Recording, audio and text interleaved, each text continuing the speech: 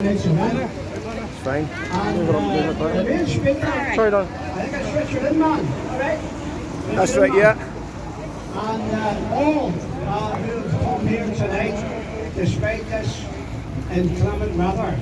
So I'm going to try, which is almost impossible for me to do, but I'm going to try just to be very, very brief. Sure. Yes. There may be some people here tonight that would not have heard the basic I know. the bridge. Saying all things,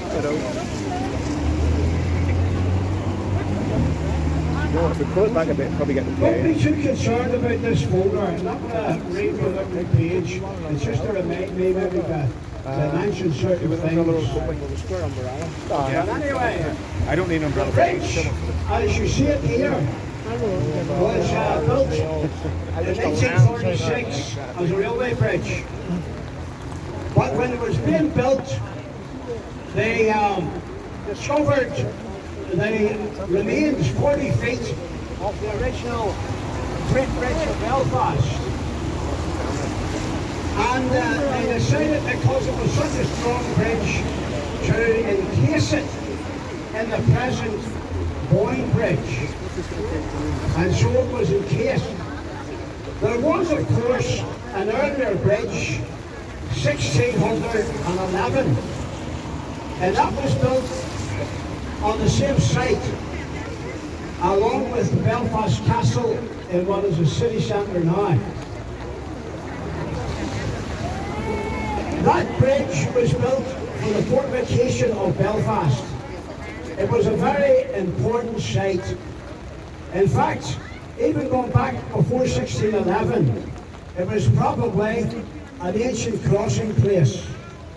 And what was known as Neolithic man, there is evidence of Neolithic man in the area. In fact, axe heads were found when they were building the houses alongside Windsor Park. So this road here is part of a medieval road. Now, I would love to tell you the various highlights of what happened around this bridge. However, I understand they're standing in the rain, and I'm going to respect that. And I don't want you to stand any longer than necessary. And there's, of course, more important speakers than me coming up. But alongside this bridge was the first brickworks. There was also a roadworks alongside here where Murray's is today.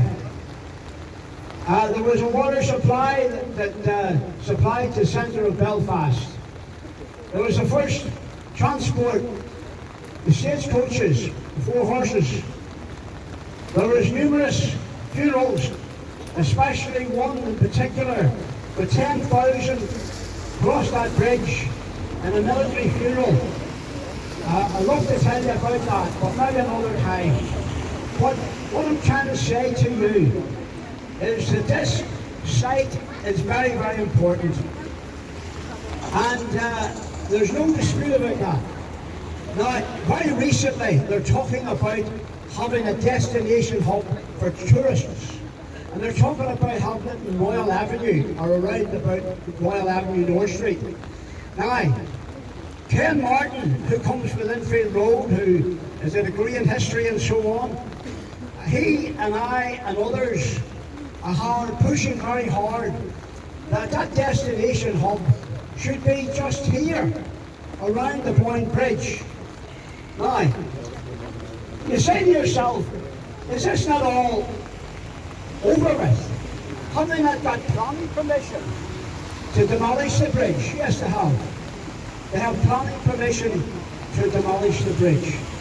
But at the time they got planning permission, there was no Northern Ireland Assembly sitting, and the decisions were made. A decision was made by a civil servant or civil servants. Now, I have to emphasise, and again I'm being brief, that the success of our campaign depends on the members of the Legislative Assembly. It depends on our MLS. We have been pushing very hard for a review because it's not only the history, it's also common sense.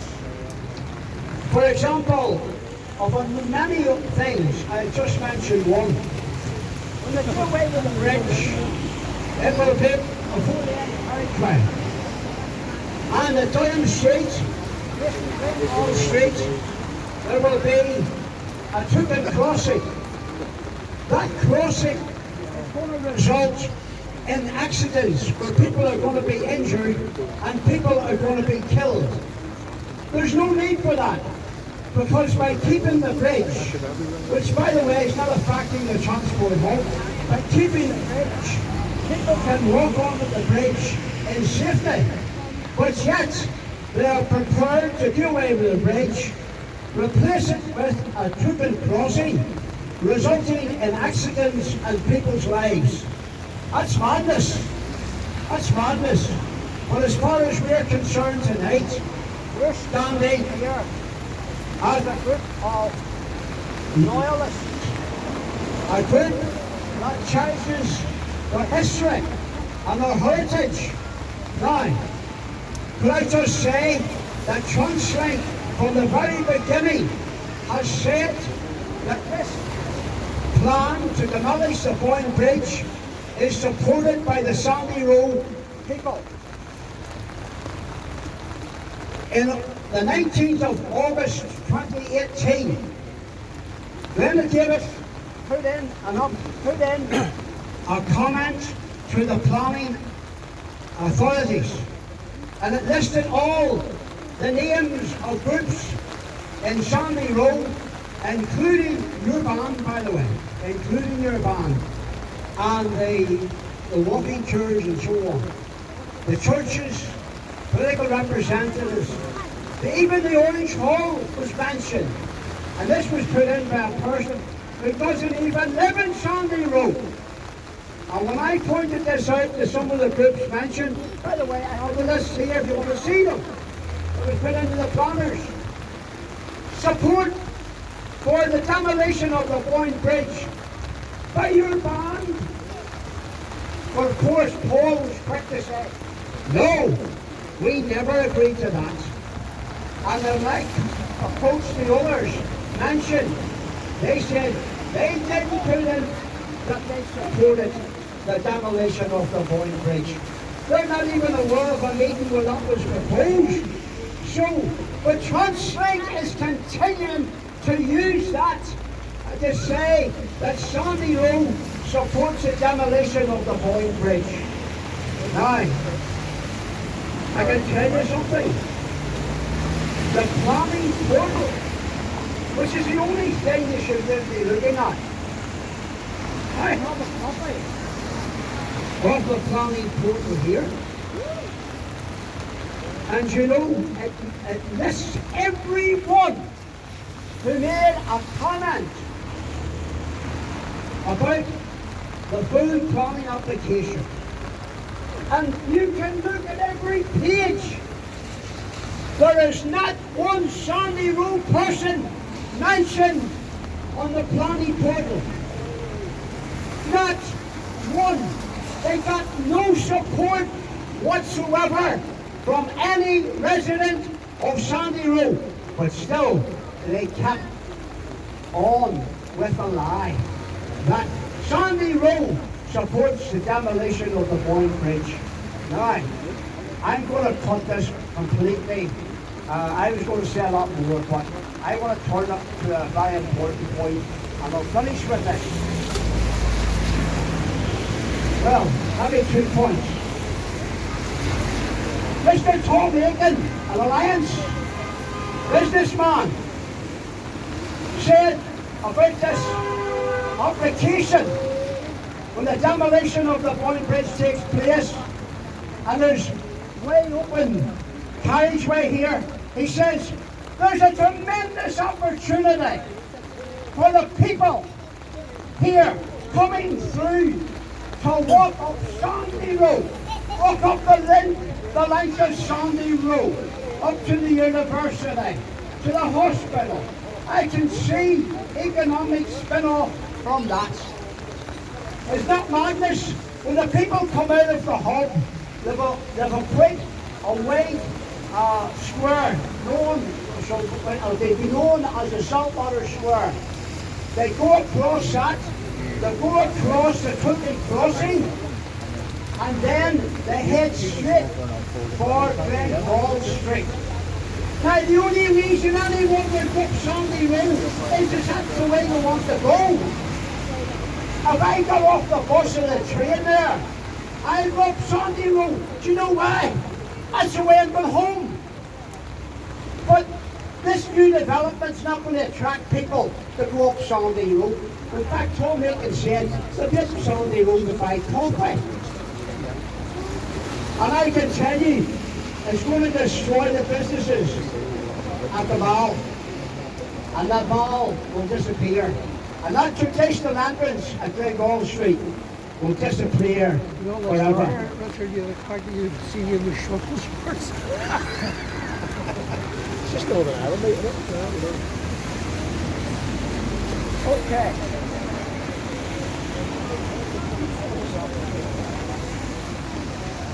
Big son says he's told to tell you 11 weeks ago. He's saying, the big Englishman on Sunday says that's King Richard. He was Right, the final Big point. son Jimmy's fully. Okay. Well, he might have glasses on. I want you to listen to this. Sorry, short. John Glass, there's a chance, there's an infrastructure man, where Johnson says, well, here's what I said. I've actually given John Glass and I've given Chris Conway invitations to the meeting tonight because they said they've got the support of Sandy Road. Are they here? John Glass, are you here?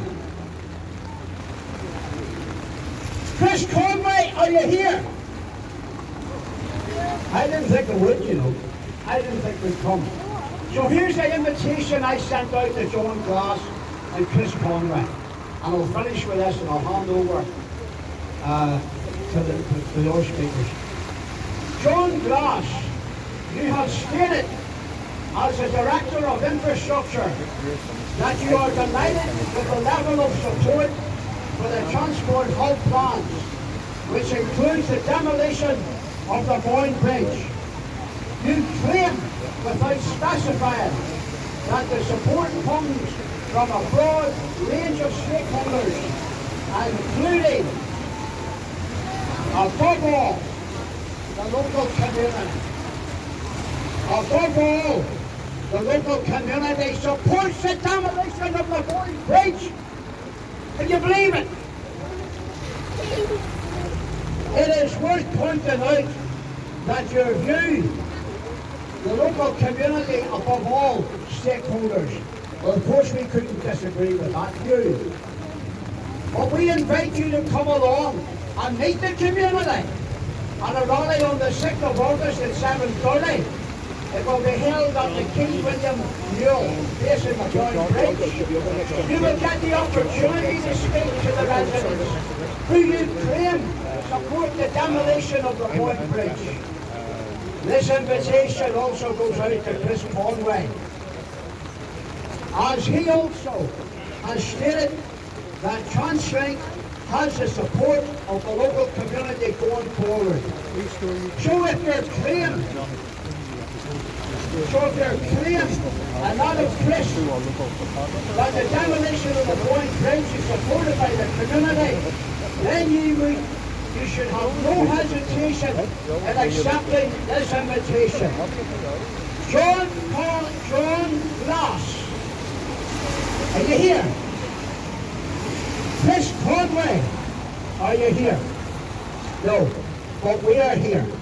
And I'm going to ask you a question before I finish and hand over to our next speaker, who will be joining us. Here's a question. Do you, don't get confused or anything. Clearly understand what I'm saying here. Don't misunderstand what I'm saying, just get it clear. Do you support the demolition of the Boyne Bridge? Yes or no? No. Now, there may be some people didn't hear that. I'll say it again. So there's absolutely no ambiguity. Do you support the demolition of the Boyne Bridge? Yes or no? No! John Yates. Stop that slightly, won't you?